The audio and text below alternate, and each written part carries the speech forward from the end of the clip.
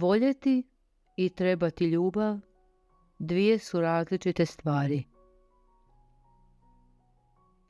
Bilo tko da ljubav želi, ta osoba pati jer ljubav se ne može dobiti, ljubav se može samo dati. Ispunite vaš život ljubavlju, ali ćete reći, mi uvijek volimo, a ja vam kažem da veoma rijetko volite. Vi možda žudite za ljubavlju, a postoji velika razlika između to dvoje. Voljeti i trebati ljubav su dvije veoma različite stvari. Mnogi od nas ostaju nalik djeci tokom cijelog života jer svi traže ljubav. Voljeti je veoma tajnovita stvar, a žudjeti za ljubavlju je veoma djetinjasta stvar. Mala djeca žele ljubav. Oni rastu kada im majka daje ljubav. Oni trebaju ljubav i od drugih, također, zato ih obitelj voli. Kada oni ostare, ako su muževi, oni trebaju ljubav od svojih supruga, a ako su u pitanju supruge, one trebaju ljubav od svojih muževa. Bilo tko da želi ljubav, ta osoba pati jer se ljubav ne može tražiti, ljubav se samo može davati.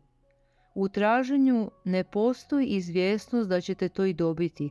Ako osoba od koje očekujete ljubav, očekuje ljubav od vas, onda je tu problem. To će biti nešto nalik na dva prosjaka koji su se sreli i prose jedan drugoga. Svuda u svijetu postoji ratni problem između muža i žene, a jedini razlog za to je što oboje očekuju ljubav, ali su nemoćni da daju ljubav. Razmislite malo o ovome, o vašoj stalnoj potrebi za ljubavlju. Vi želite da vas netko voli i ako vas netko voli, vi se osjećate dobro.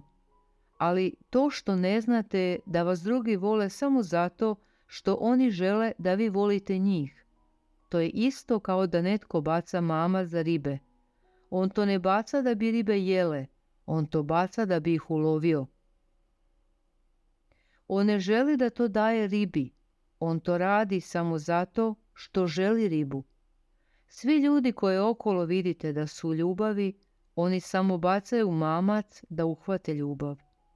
Oni će na trenutak baciti mamac dok druga osoba ne počne osjećati da tu postoji mogućnost da dobije ljubav od te osobe. Tada će i on pokazivati ljubav dok oboje ne shvate da su prosjaci. Oni su napravili grešku. Svako je mislio da je ona druga osoba car. U neko vrijeme oboje shvate da nisu dobili ljubav od onog drugog, a tada nastaju trvenja. Zbog toga se u bračnom životu misli da je pakao, jer svi vi želite ljubav, ali ne znate kako da je date. To je osnovni uzrok svih sukoba. Sve dok se ne dogodi ono o čemu sam vam govorio, odnos između muža i žene nikada neće biti harmoničan, bez obzira kakvo usuglašavanje budete činili, bez obzira kakav brak budete imali, bez obzira kakva pravila bude društvo nametalo. Jedini način da odnos učinite boljim je da shvatite da se ljubav samo može davati, a ne tražiti. To se samo može davati. Bilo što da primite je blagoslov. To nije nagrada za ljubav. Ljubav se daje i sve što primite je samo blagoslov. To nije nagrada. Čak i ako ništa ne primite, vi ste uvijek sretni da ste bili u mogućnosti da dajete. Ošo.